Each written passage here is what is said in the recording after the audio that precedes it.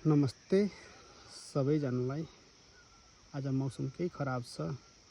म आफ्नो घर गाउँमा बुढा अङ्कलहरू बुवाहरूलाई भेट्छु भनेदेखि गएको अवस्था छ। यी हामी सानैदेखि खेलेर घुमेका ठाउँहरू हुन्। आफैमा सुन्दर छन् तर धेरै देखाउने मन थियो।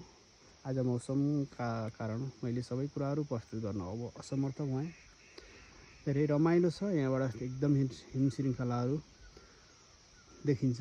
एकदम मनमोहक थियो छ, तर आज दिवस भन्नुपर्छ यस्तो म देखाउन असमर्थ भएँ। र पनि यो पनि त एउटा अवसर हो नि त, बादल लाउनु पनि। बादल आएपछि खिचौँ भनेर त हुँदैन हो। यो हाम्रो विश्वास र धर्मको आस्थाको केन्द्रबिन्दु पौडेल बन्धुहरूको दाम्पत्य बराजुको मन्दिर। यो आफैमा पवित्र हो। हरेक साउनमा हामीले यसलाई पूजा गर्ने गर्छौँ, खिर खाने गर्छौँ है त। सबैको भलो होस्।